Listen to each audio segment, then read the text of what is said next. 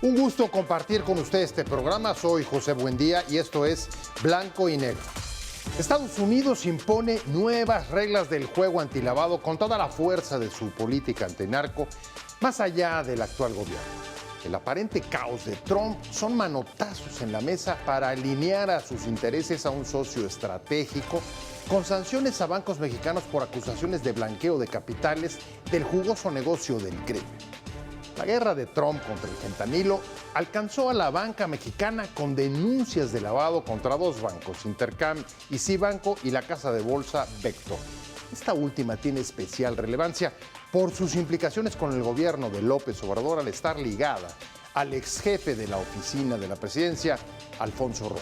Vector era investigada desde hace años por la UIF por transacciones que involucraron a García Luna, pero sin traducirse nunca en acusación formal ni contra este ni contra ningún otro banco. El sistema financiero ha recibido un aviso contundente de las nuevas reglas con el estreno de la ley antifentanilo y los mayores poderes que da a Estados Unidos para ir contra las finanzas de cárteles y redes de la narcopolítica, que incluso podrían hacer que México caiga de la lista del Grupo de Acción Financiera Internacional contra el blanqueo de capitales. Pero el objetivo del nuevo orden no es solo limpiar el tablero del crimen o restringir el uso arbitrario del poder. Su cruzada contra el dinero del narco responde al interés de reestructurar el juego y el control de los jugadores en el mercado criminal, que se valora en unos 600 mil millones de pesos anuales. Un fuerte llamado de atención ha sido esto para el examen del sistema financiero, cuando el Congreso después ya ha aprobado endurecer medidas antilavado en el último periodo extraordinario de sesiones. ¿Hasta dónde va a endurecerse México la política antilavado? ¿Qué repercusiones para el sistema financiero? ¿Representará esto un giro para atacar las finanzas del narco? Esto es Blanco y Negro y comenzamos.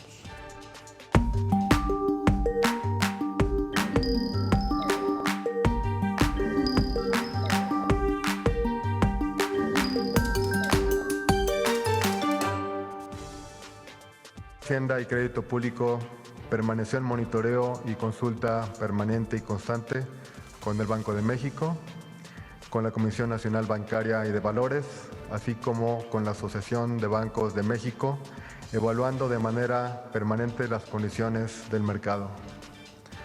Tras el cierre de la jornada financiera del miércoles, se constató que las líneas de financiamiento para estas tres entidades tenían problemas. Con el fin de evitar esta situación y de manera preventiva, la Secretaría de Hacienda y Crédito Público, el Banco de México, el Instituto de Protección al Ahorro Bancario y la Comisión Nacional Bancaria de Valores decidieron llevar a cabo una intervención temporal en la administración de dichas instituciones con el fin de garantizar que no hubiera interrupciones en el sistema bancario y cuidar de manera preventiva también los ahorros de los clientes de esas instituciones.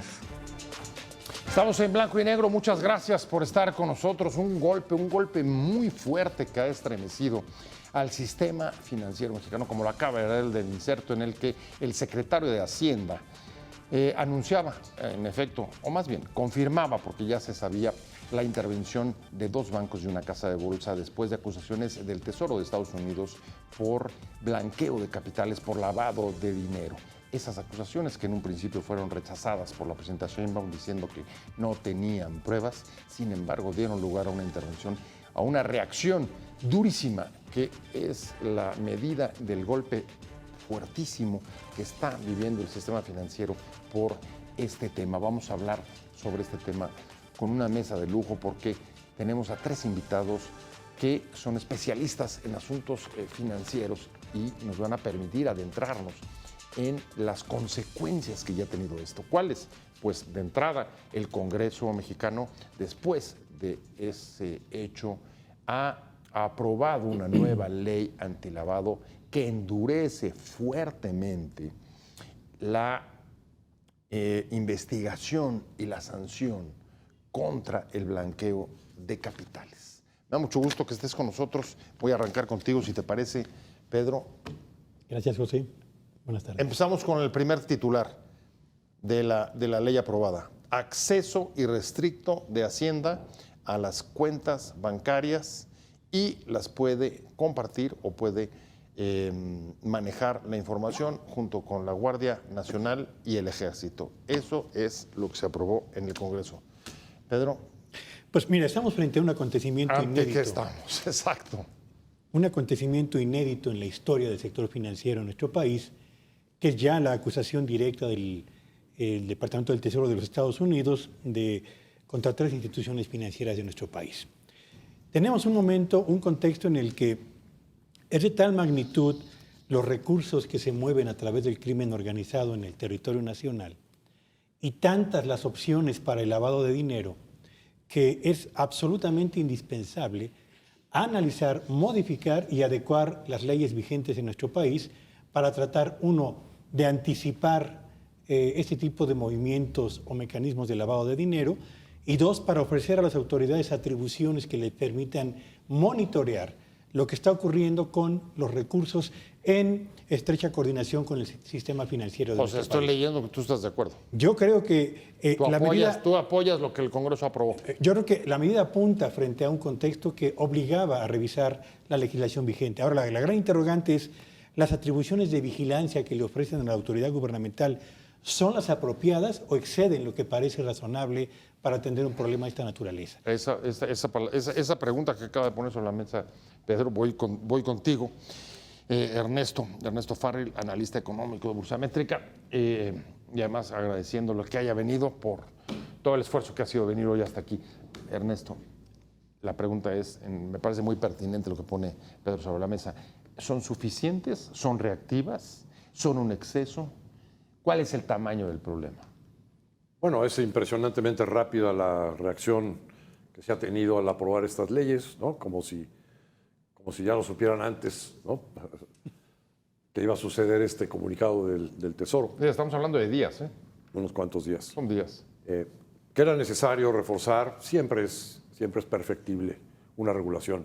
Y más cuando estamos hablando del sistema financiero, pues es siempre dinámico, muy dinámico. Siempre la regulación va atrás del comportamiento de los agentes económicos. Sin embargo, yo regresaría al tema del comunicado del Tesoro, porque a mí me parece, yo lo califico de la hipocresía financiera. Encontré un comunicado previo, este fue del 25 de junio, pero el 9 de abril hay otro comunicado en la página del Tesoro norteamericano, donde afirma que encontraron conexiones, transacciones entre los cárteles mexicanos y contrapartes financieras.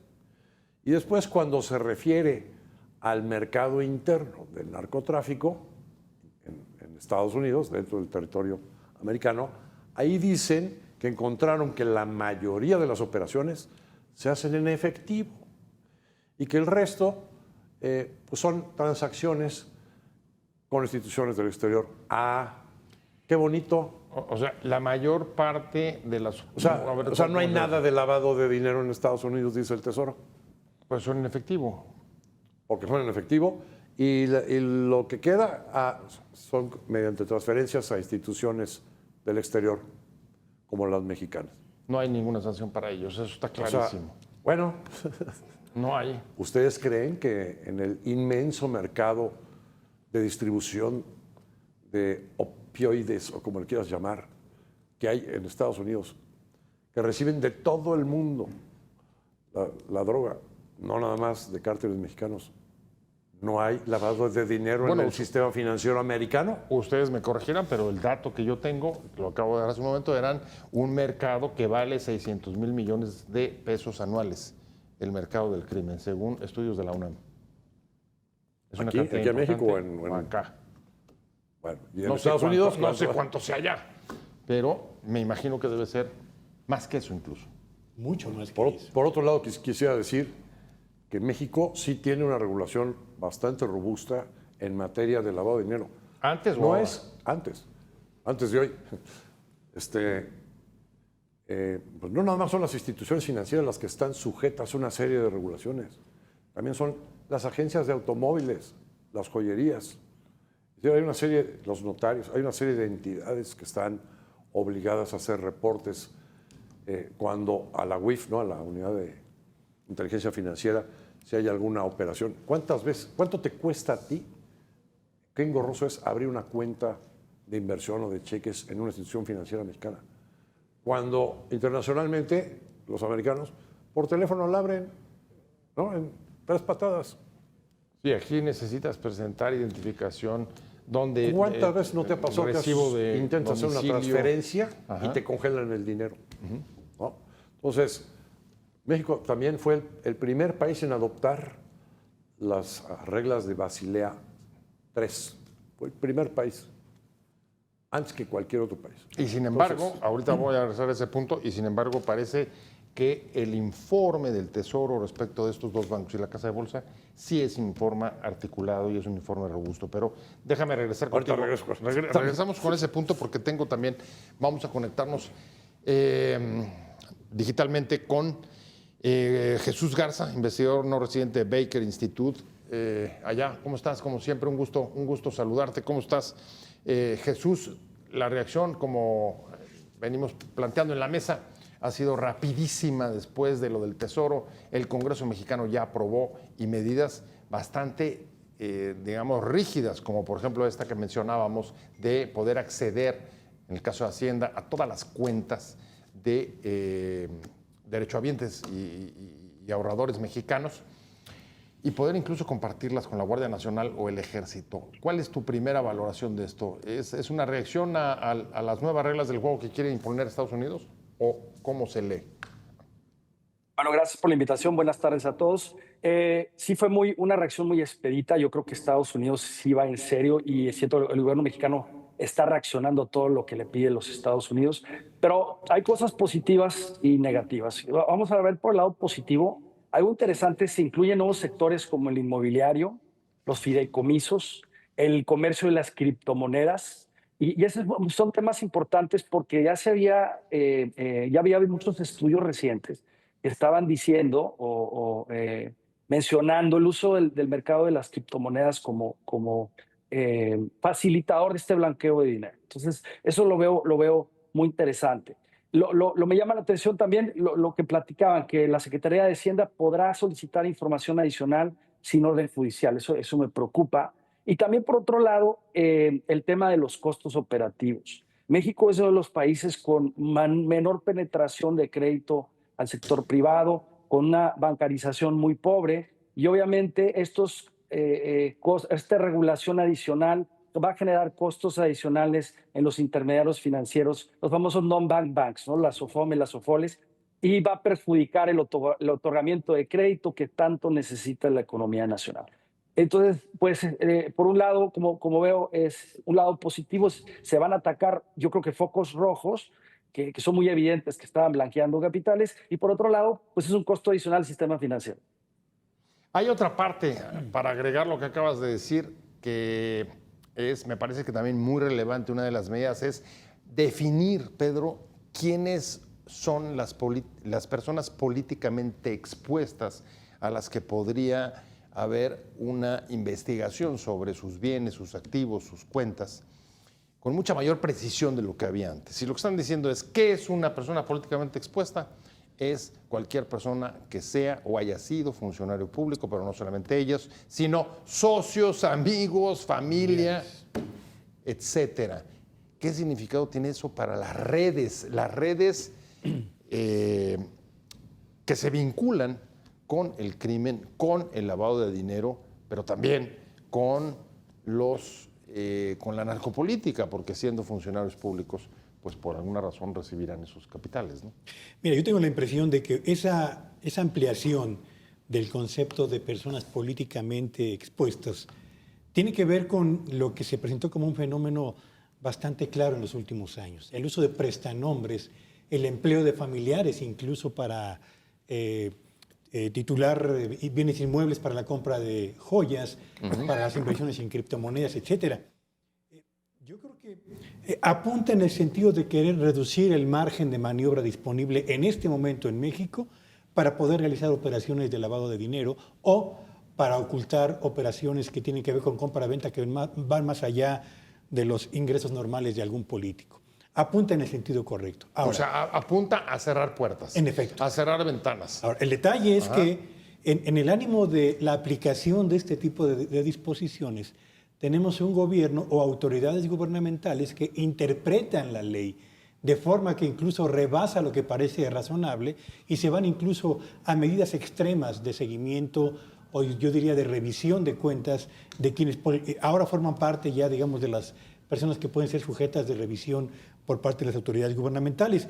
Me parece que el problema más importante de esta ley estriba en los márgenes de interpretación que seguramente van a llegar al ámbito de lo absolutamente discrecional y el impacto que esto puede tener sobre la tranquilidad y diría yo la protección del patrimonio de personas y familias. Dame un ejemplo de eso para el auditorio. Bueno, o sea, ¿a dónde nos puede llevar, digamos, el exceso o la discrecionalidad? Bueno, evidentemente si hay alguna persona que es políticamente, digamos, inadecuada para las autoridades gubernamentales por la crítica que ha estado generando o por su posicionamiento en medios de comunicación o por la manera en la que está ganando terreno en el gusto de potenciales electores, bueno, pues a lo mejor puede surgir la intención de revisar sus cuentas, las de sus familiares, o sea, las de eventuales socios. Te preocupa no solamente son los políticamente expuestos, sino el uso político de la información es el asunto para sancionar, castigar o perseguir. ¿Cómo lo ves? ¿A ti qué te preocupaba? Porque cuando dije que el informe del Tesoro parecía sólido, saltaste. Sí. Dijiste, no, aparte de hipocresía financiera, Sí, parece que llama mucho la atención. ¿Estás de acuerdo con Sheinbaum en que no tiene pruebas? No es nada más eso. Es una verdadera vergüenza ese comunicado. Así. O sea, queda en ridículo el Tesoro. Afirma que Intercam, por ejemplo, del año 2021 al 2024, facilitó transacciones a una empresa china, ya estoy hablando de 5 años, por 1.2 millones de dólares. 1.2 millones de dólares. ¿Cuánto pasa por el flujo diario de Intercam de transacciones? 1.2 millones de dólares en 5 años. Lo mismo de Intercam para CI Banco. Del 2021 a 2024, 1.5 millones de dólares. O sea, a ver, te interpreto. Están viendo la paja en el ojo ajeno y además la paja es chiquitita. ¿Eso es lo que quieres decir? Así es. Pero ya deshicieron la reputación de estas instituciones, ¿no? O sea, ya acabaron con ellas. Son instituciones de 40 años de existencia, ¿no? Y pues sin deberla ni temerla, pues de repente, oye, claro que se te puede ir que algún promotor ni te enteraste, ¿no? Hizo una transacción con una compañía que importa, por ejemplo, artículos de belleza de China. Y está todo en orden, todo en regla. E incluso el dueño de la empresa también actúa de buena fe. Y de repente en un cargamento de importación pues le mandaron pues, digamos, los elementos para hacer fentanilo. Y pues ya salió a la luz. Ahorita, esta institución está colaborando con el cártel. Atrás. Adiós. Ahorita regreso con eso. Ahorita regreso con lo que está sucediendo con estas 3 instituciones y con el sistema financiero. Pero déjame ir, porque necesito cerrar el bloque para tener igual participaciones. Regreso con Jesús. Jesús, estábamos hablando de personas políticamente expuestas. Y justo tenemos el caso de Héctor, que se liga con el ex jefe de la oficina de la presidencia, además me imagino paisano tuyo allá, Alfonso Romo, en Monterrey. ¿Qué significa esto? Sí. ¿Que esto abriría la puerta para investigar las cuentas de Romo? ¿Tú crees? Sí, bueno, como ya mencionaron, el problema más importante de esta ley es la posible violación de derechos de privacidad que se faculta a la Secretaría de Hacienda y Crédito Público. Claramente se podrían utilizar de manera discrecional, también de manera política. Ahí no tengo el expediente, no sé el contexto de lo que está sucediendo particularmente con Héctor, aparte de ciertas transacciones que están ligadas con el narcotráfico, pero pues, obviamente se pudiesen utilizar en algún momento dado políticamente en contra de ciertos personas. Entonces, esto claramente sí es un problema, ¿no? Es un grave problema. Las organizaciones como Coparmex ya han mencionado su preocupación. Y bueno, y retomando el tema, esto además va a generar un costo adicional a toda la industria, ¿no? La vigilancia excesiva. Pero bueno, sí, yo creo que el grave problema va a ser esta discrecionalidad de la investigación a raíz de esta ley, ¿no? Me voy rápido a un corte, regreso contigo, Ernesto, porque me acaba de pedir la palabra, por más quedó pendiente ahí un par de cosas. Y regresamos justo para tratar de ver de qué tamaño es el problema que se está tratando de atajar, pero también cuál es la situación después de la acusación de Estados Unidos en el sistema financiero mexicano en su conjunto y en particular lo que ha podido o no detonar esta sanción a las dos instituciones bancarias y a la casa de bolsa Vector. Quiero primero reiterar que Vector rechaza categóricamente cualquier imputación que comprometa nuestra integridad institucional. Vector es una empresa de más de 50 años. Vector siempre ha operado con estricto apego a los más altos estándares normativos de auditoría interna, de auditorías externas, de supervisión nacional. En ese sentido, siempre hemos contado con las autoridades mexicanas, las diferentes auditorías regulares que nos hacen. También hemos contado con auditorías externas de instituciones muy reconocidas que evalúan nuestros procesos internos. Entonces, en ese sentido, nosotros, como les menciono, hemos siempre actuado con estricto apego a la regulación y a los más altos estándares de operación. De vuelta aquí en Blanco y Negro, acaba de escuchar en este inserto la reacción de Vector a través de la voz de su presidente Edgardo Cantú y diciendo, pues eso, hemos sido auditados, nosotros rechazamos las acusaciones, tenemos más de 50 años de trayectoria. Y regreso contigo, Ernesto, que era justo lo que tú estabas planteando en su momento. Pero déjame empezar con esto, y es, para muchos esto es solamente el comienzo, es la punta del iceberg de lo que pueda todavía suceder, y entiendo que son 21 días después de que se les formalice esta acusación para saber cuál va a ser digamos, la evolución a través de si va a haber sanciones, cuáles son los riesgos que se detectan, de qué tamaño y cuáles son las pruebas, etcétera, para saber cuál va a ser el destino de estos bancos y, por supuesto, el impacto que tendrá en el sistema financiero mexicano. Claro que sí. Empiezo con lo que quería comentar sobre esto de la UIF y de las nuevas leyes. La verdad es que anteriormente la UIF no tenía muchos resultados, digamos como que no se veía que fuera muy eficiente. Ha sido más visible desde el sexenio anterior y en este sexenio, pero porque incluso las personas que han estado a cargo de la UIF pues han ejercido arbitrariamente en la mayoría de las veces sus facultades. Santiago Nieto y Pablo Gómez para ponerle calambres a los que están en contra del régimen. Y si hace un rato le pedías ejemplo a Pedro, pues te digo, fíjate que a Rafa Márquez, un futbolista, que pues hizo mucha lana en Europa, pues de repente le congelaron sus cuentas. Y estuvo así creo que 2 o 3 meses y ya después, usted perdone, tenía todo correcto. La figura de la persona políticamente expuesta ya existía. Se define bien, ¿no? O se define con más precisión. Está todavía más amplio, como dice, hasta los amigos, ¿no?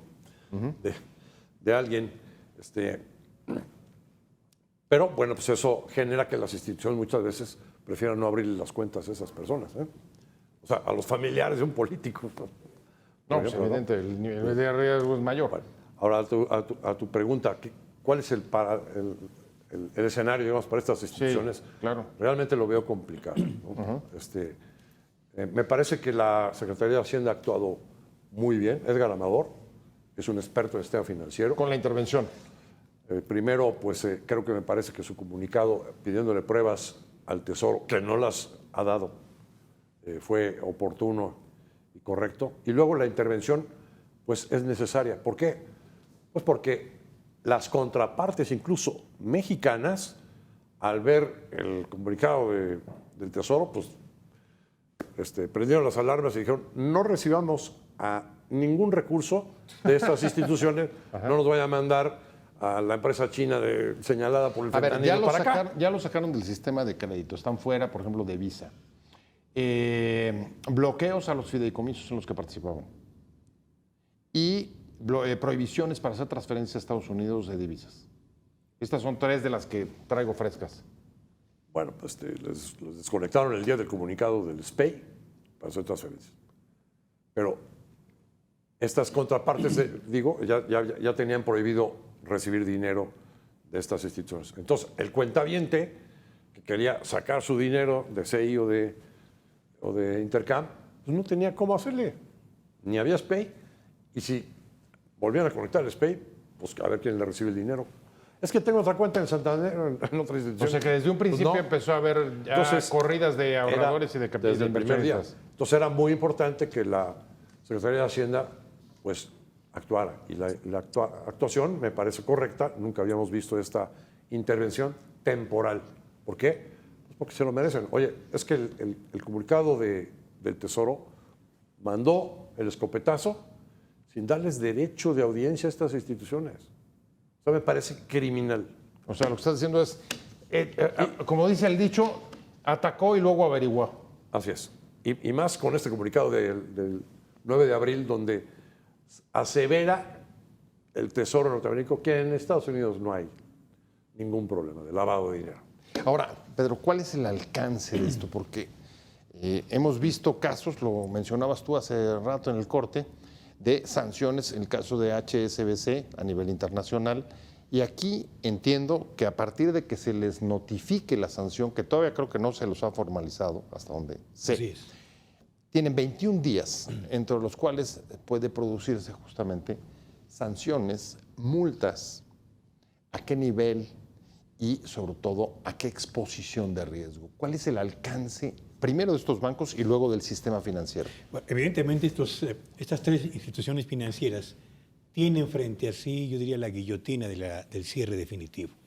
No solamente por el impacto reputacional que ya han sufrido, sino por todo el asunto de la salida de cuentavientes, de inversionistas, de empresas que utilizaban esos servicios bancarios o las sociedades de inversión para poder incrementar su patrimonio. Es decir, al margen de lo que se vaya a decidir dentro de algunas semanas, el efecto sobre estas instituciones ya es devastador. Ya está hecho. Yo creo que es inevitable ya el asunto. Vamos a asistir, diría yo, solamente a los últimos días de vigencia más bien formal de estas instituciones, porque el efecto es devastador. Cuando decíamos que era un acontecimiento inédito en la historia del sector financiero mexicano, hablábamos ciertamente de la magnitud de lo que esto representa para organizaciones financieras legalmente constituidas, que estaban operando, digamos, normalmente y cumpliendo con el marco regulatorio de manera más que razonable, pero por efecto de un comunicado procedente del vecino del norte, cambia literalmente el escenario en el que operan y esto genera una reacción en cadena que se va a ir ampliando en la medida en que vayan avanzando los días. Oye, pero y a pesar, para seguir la línea que decía Ernesto hace rato sobre la hipocresía financiera, he escuchado que hay ya alguna empresa norteamericana interesada en comprar una de las 3. Y bueno, Esto es cierto y ¿cómo se explica? Bueno, eso O es sea, evidente. esto es en la guillotina y el otro ya en la fila esperando que caiga para tomarla. Bueno, es natural cuando hay un impacto reputacional de esa magnitud, el valor de esa empresa en el mercado tiende evidentemente a colapsar y es el momento oportuno para comprar barato y posteriormente realizar un negocio redondo, como ocurre con tantas firmas en Estados Unidos que se dedican exclusivamente a esto. Lo que se pretende comprar es la cartera de clientes, no en sí la institución. De acuerdo, voy con Jesús, que me quedé con él. Y Jesús, ¿qué impacto crees que esto pueda llegar a tener en el sistema financiero en su conjunto?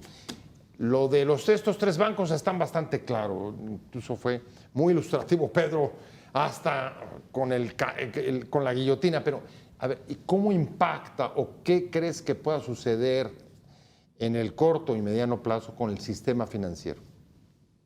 La respuesta es no mucho. Esos 3 bancos representan menos del 1% de los activos totales. No son bancos sistémicos. Estaremos hablando de otro escenario si uno de los 7 bancos más grandes que representan el 70% del poder de mercado estuviesen involucrados. Entonces no veo un impacto sistémico. Ya hemos tenido ese tipo de circunstancias anteriormente. Recordemos el Banco FAMSA, otros bancos pequeños.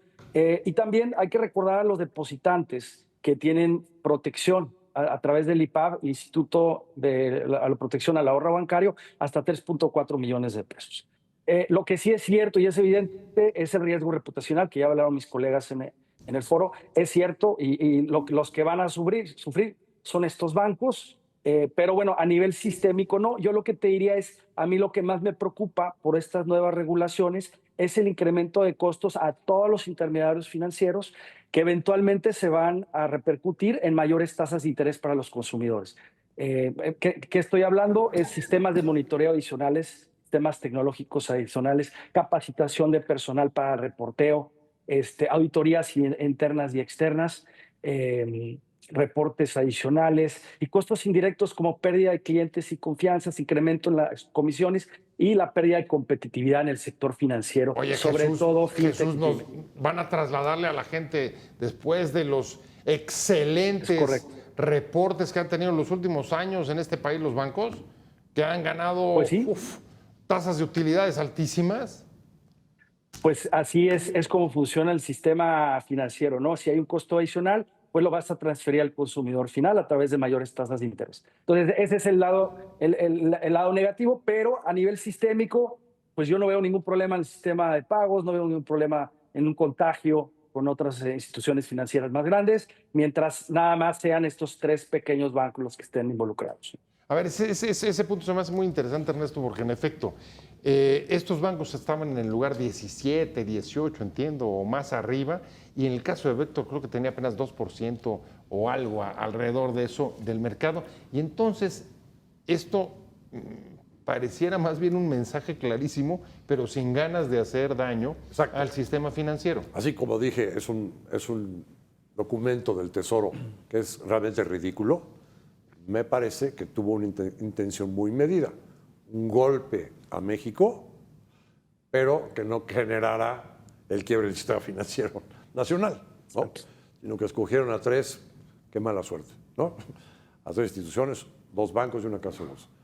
Por lo que respecta a Vector, yo tengo entendido que desde que el señor Alfonso Romo tomó posesión como jefe de la oficina de la presidencia, ya había vendido sus acciones. No es ya accionista. En el caso de las otras 2 instituciones... O sea, lo que quieres decir es que él ya no sería políticamente expuesto. No, simplemente que pues, ahorita los medios... ¡Ay! Pero a ver, dicen, me acuerdo que salió primero los oficios de la intervención de los 2 bancos y entonces todos los medios están protegiendo a Alfonso Romo, por eso no salió. No, pero es que una cosa son los bancos y otra cosa es la casa de bolsa. Se necesitaba otro comunicado distinto bajo la ley de mercado de valores para intervenir la casa de bolsa. Pero pues, en realidad el señor Alfonso Romo ya tiene muchos años que no es accionista, hasta donde yo entiendo, de Vector, ¿no? Pero es que la nueva definición dice que haya sido funcionario o que siga siendo lo que hay. Pero él no es accionista desde hace 5 o 6 checar, años. Porque se habla de que en el caso de Vector, Ni está en el el Consejo de periodo que Administración. se analiza es el que tiene que ver del año 2013 al 2021. Habría que ver si en ese lapso era o no todavía Era todavía accionista. accionista, Sí, no, el 13 del sí. 13 al 21 sí, seguro. ¿No? Porque él entra a la oficina de la presidencia, ¿en qué? ¿En el 18, 19? 19, ¿sí? ¿No? Cuando empezó... Desde que Andrés estaba en Manuel López campaña el entonces candidato López Obrador, él forma parte de su equipo cercano. A ver, si estás de acuerdo en que fue un mensaje, ¿cómo lo pondrías en palabras? ¿Cuál sería el mensaje Yo diría que... para nuestro auditorio? ¿Qué le quiso decir el Tesoro así al sistema financiero mexicano? Bueno, yo creo que el mensaje es para 2, para las autoridades del gobierno mexicano y también para el sector financiero. Para las autoridades es afina tus reglas, tus leyes y los sistemas que exiges al sector financiero que aplique para poder regular evidentemente las operaciones de servicio a clientes y a empresas. Y para los bancos en particular es incrementa tus labores de autovigilancia, mejora tus controles internos, conoce mejor a tus clientes y atiende lo que la legislación vigente mandata en este país para evitar este tipo de situaciones. Son dos mensajes muy claros. O sea, te la resumo. Le está diciendo, no los dejes pasar. Así es. Y si no los dejan pasar, ¿a dónde se van todos esos recursos, todo ese dinero que, como decíamos, valuado en capitales estratosféricos del mercado del crimen dentro y fuera del país? Estamos de regreso en Blanco y Negro. Muchas gracias por seguir con nosotros. La sanción a dos bancos mexicanos y una casa de bolsa, un mensaje, decía la mesa hace un momento antes de irnos a corte, un mensaje muy fuerte para estos 3 bancos, pero sobre todo al sistema financiero mexicano, de no dejen pasar, fortalezcan y endurezcan sus controles para contra el blanqueo de dinero. Al mismo tiempo, en el Congreso, una nueva ley que lo hace después o a días de la sanción que hace el Tesoro de estos 3 bancos. Y la cuestión, Ernesto, y regreso contigo, es ¿de qué tamaño va a ser el boquete que esto abra? Mira, se ha hablado de que son hasta 10 instituciones las que están en la mira del Tesoro. Esto ha generado que haya nerviosismo, no nada más en los cuentavientes de estas 3 instituciones, sino en otras instituciones también ha habido un nerviosismo. Perdón, ¿cuántas instituciones habrá en México financiadas más o menos? ¿25? Las supervisadas por la Comisión Nacional Bancaria de Valores son más de 5,000. O sea, son solo 10 instituciones, pero son 10. Pero de bancos. Ajá, bancos. De bancos y casas de bolsa, casas de bolsa son 33, 34. Bancos deben ser como unos, si la memoria no me falla, alrededor de unos 40. Pero también están las instituciones de seguros, ¿no? Sí. Y luego hay muchos SOFOM, muchas SOFIPOS, uniones de crédito, en fin. O sea, pero hay un ambiente de temor y amenaza, incertidumbre. Así es. Me parece que el gobierno mexicano tiene que actuar en 2 frentes. Primero, creo que sí tiene que ser muy exigente con el Tesoro, de que pues haya más coordinación, porque fue a todas luces, aunque los comunicados hablaban de que esto se dio gracias a la coordinación, no, pues fue evidente que no hay tal coordinación ni tal intercambio de información. Y que el Tesoro no debe hacer esto unilateralmente. O sea, insisto, no tuvieron derecho de audiencia a estas instituciones. A ver, ¿por qué lo hace? ¿Por prepotencia o por imponer? Es un golpe político. Pues porque el señor Trump tiene que hacerle ver a su gente que está combatiendo al tráfico de fentanilo. Y entonces creó un acta y una nueva entidad, digamos, que hace o programa que hace la supervisión. Y entonces, pues a quién le había que pegarle, pues al más débil. Y dentro del más débil, que es México, pues agárrate estas 3 chiquitas para que no genere demasiado daño. Así me parece, es totalmente político. O sea, fue un golpe publicitario, es lo que quieres decir. Así es. Y lo del segundo frente es, no todo está bien en el sistema financiero mexicano. Me parece que sí hay una enorme debilidad en la supervisión, sobre todo en los cuadros de quiénes son hoy en día los titulares de las áreas de supervisión del sistema financiero en su conjunto. El presidente de la Comisión Nacional Bancaria de Valores no reúne los requisitos para estar ahí. Varios vicepresidentes tampoco. Con las restricciones que hubo de que, oye, ves que si trabajas aquí, ya no vas a poder trabajar en 10 años en el sector financiero. Y además les bajaron el sueldo, pues la gente que tenía capacidad se fue. Y quedaron cuadros muy débiles. Y eso me parece que está, bueno, y además muy corruptos. Y entonces eso está generando una serie de problemas que van emergiendo poco a poco. Tenemos ahora el caso de esta CAME, ¿no?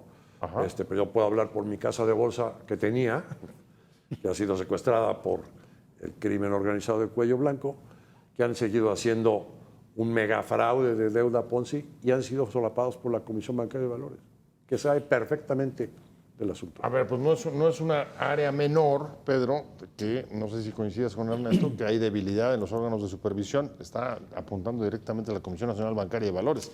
O sea, nada menos. Y es un área central para combatir el blanqueo de capitales. Es muy importante porque No basta modificar las leyes y los reglamentos vigentes para crear, digamos, una suerte de escenario regulatorio que deben cumplirse por parte del sector financiero. Hace falta, además, que las autoridades encargadas de velar por el cumplimiento de ese marco regulatorio recientemente modificado, actualizado, perfeccionado, sean tan competentes como exige el marco regulatorio y honestas a las instituciones bancarias para cumplir justamente con lo que la ley mandata. Así que hemos avanzado en la parte regulatoria. Falta ver si todo lo que tiene que ver con el área de recursos humanos estamos en la condición, en la capacidad y con la eficiencia para poder hacer valer ¿Estamos o no estamos? ¿Tú bueno, qué opinas? No estoy yo en condiciones para poder hacer un juicio en ese sentido, pero la opinión de Ernesto es bastante todo clara. el sector hacendario, los titulares, fueron nombrados por alguien que no fue Rogelio Ramírez de Lau. A él no lo dejaron poner a nadie. Ya hubo cambio de secretario. Llegó Edgar Amador. La subsecretaría que él dejó sigue vacante. Pero todos los demás, estoy hablando de Comisión Nacional Bancaria de Valores, sus vicepresidentes, Comisión Nacional de Seguros, la Conducef, los bancos de desarrollo, el SAT, aduanas, Procuraduría Fiscal, todos no fueron nombrados por Rogelio ni han sido nombrados por Edgar Amador. ¿Por quién fueron nombrados? La mano invisible. ¿Eh? La mano invisible. ¿Cómo está? Ay, mira, déjame ir con Jesús. Jesús, a ver, ahí traemos una discusión. ¿Cuál es tu punto de vista? En efecto, en este país, entre la ley y la realidad, siempre se ha confiado que la ley la resuelva, pero hay otras cosas que intervienen, como los recursos humanos o los órganos de supervisión. ¿Te parece que ahí hay una debilidad estructural en este momento en términos de recursos humanos y de supervisión de las autoridades bancarias mexicanas? ¿Qué opinas? Sí, totalmente. Yo creo que coincido, se ha deteriorado mucho el capital humano en el sector público a raíz de la disminución de los sueldos y restricciones de laborar en un futuro en el sector privado. Y hemos visto también en las repercusiones de ello, ¿no? Recuerdo de nuevo el caso FAMSA, fue mal supervisado porque no era tan difícil observar que había malos manejos y la Comisión Nacional Bancaria nunca se dio cuenta.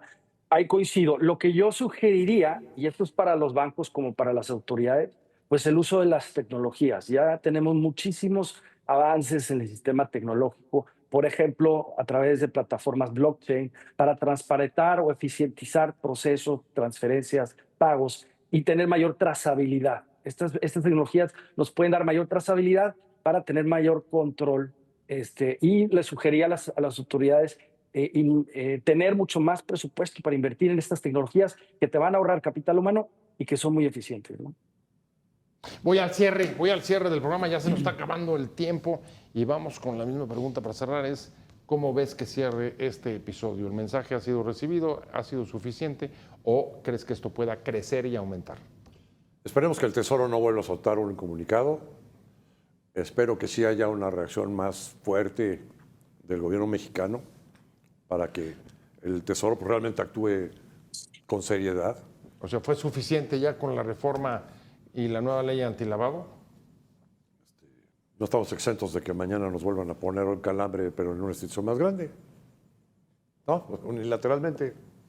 Y con la poca credibilidad, digamos, que se tuvo en este primer comunicado, ¿no?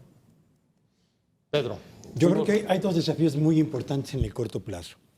El primero es el rezago que traemos en bancarización, que permite que buena parte de las operaciones que tienen lugar en este país se realicen en efectivo. Entonces, si no avanzamos por el camino de la bancarización, podemos tener una nueva ley muy actualizada y a lo mejor eventualmente funcionarios que la hagan valer y cumplir apropiadamente. Pero si mantenemos un gran abismo en falta de bancarización, el problema del manejo de efectivo se mantendrá. Y el segundo gran problema es... manejo de efectivo significa poder adquirir activos, bienes y cosas para lavar dinero, está claro. Sin que existan rastros. Y el otro gran desafío se llama economía informal. El peso que tiene la informalidad en México, como además se ha convertido, diría yo, en el paraíso para transacciones en efectivo, también pone en serio peligro la capacidad de la sociedad mexicana para contener el avance del lavado de dinero a través fundamentalmente del mecanismo del uso de efectivo. Pedro Tello, analista económico, muchísimas gracias por haber estado con nosotros. Voy contigo, Jesús. Estoy cerrando y la misma cuestión. Sí. ¿Cómo va a cerrar esto? Bueno, desafortunadamente vamos a ver costos adicionales para el sector financiero en una economía donde está muy poco bancarizada, 40% en total comparado con otros países, incluso América Latina. Y lo que debemos de hacer es fortalecer los intermediarios financieros que realmente atacan o tratan de incorporar al informal a la formalidad y bancarizarlo, como son las fintechs o foles o fomes. Y la estrategia a seguir yo creo que es inversión en tecnología que nos pueda ahorrar o facilitar este reporteo adicional o estas auditorías adicionales que va a encarecer hasta cierto punto nuestras operaciones. Pero bueno, se tienen que hacer, es un mensaje muy claro a los Estados Unidos y va a tener repercusiones negativas, pues sí, desafortunadamente.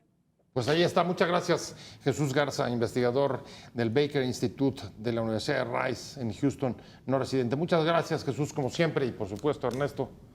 Muchas gracias, Ernesto Farrell. Buenas. Por haber estado con nosotros, analista económico de Bursátil. Y muchas gracias, de verdad, y además por el esfuerzo de haber venido. Muchas gracias. Gracias a ti.